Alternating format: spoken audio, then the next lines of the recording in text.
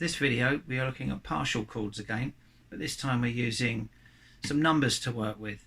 The simple thing to use are the G chord and the C chord and the D chord.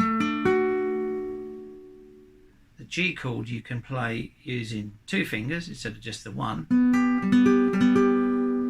You can use your little finger there on the 3rd fret of the little A string, and then your 3rd finger on the 3rd fret of the B string, and just play the 3 strings. We are just playing those 3 strings. That's a G chord. So is that, and so is that.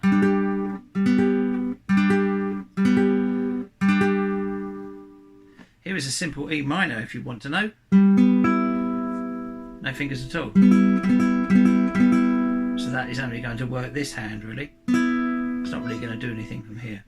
So if we look at the G chord, the C chord and the D chord, the C chord, what we need to do is make sure that this finger does not touch the thin string, does not touch that E string. So you've got to make sure that your finger's more like that really than flat. You don't want to do that. So you need to make sure each string is ringing. Yes, nice and clear. Nice and clear. Nice and clear. Not, don't want that. Then the D chord, the trickiest chord of them all for beginners.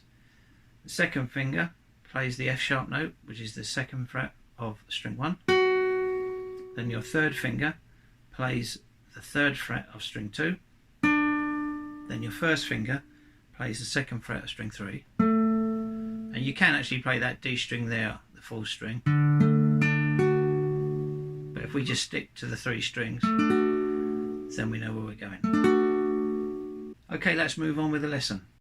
So G being 1, C being 2 and D being 3, if we look at the numbers 1, 2, 3, you'll get G, and then a C, and then a D. And that goes something like this, using the 2 fingers all the time for the G.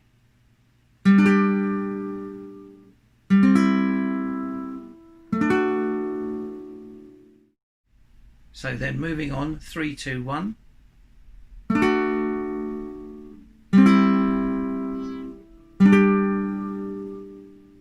And then 2, 1, 3. So 2 would be C, the 1 would be G, and the 3 would be D. So 2, C, and then G, and then D.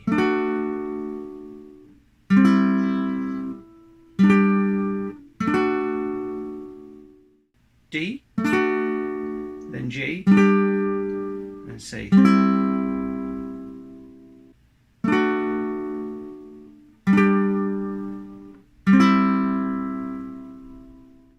So any of those chord sequences, you can strum them any way you like. I'm using my thumb at the moment, but if I was to use a plectrum, it's the same thing, just strumming down. It's a little bit more sharper sounding. Obviously, the further you play back here, different. More mellow this end than it is this end, so I'm about halfway, around about where the hole is.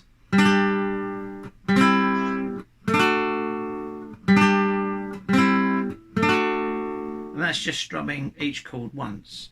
You can do this.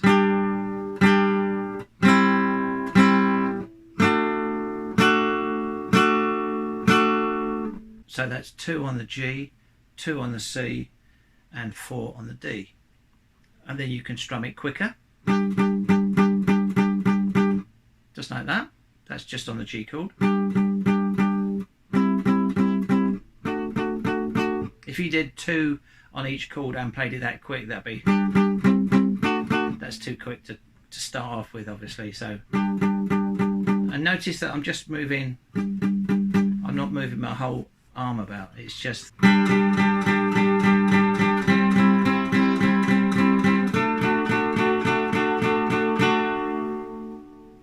the aim of the game here is just to get used to the chord changes G, C and D in any order.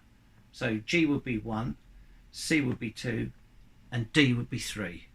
So just change them round. Just make a note on a bit of paper. Write down the numbers 1, 2, 3, 3, 2, 1, 2, 1, 3, 3, 1, 2. Just for an example. And then just allocate each chord for that number.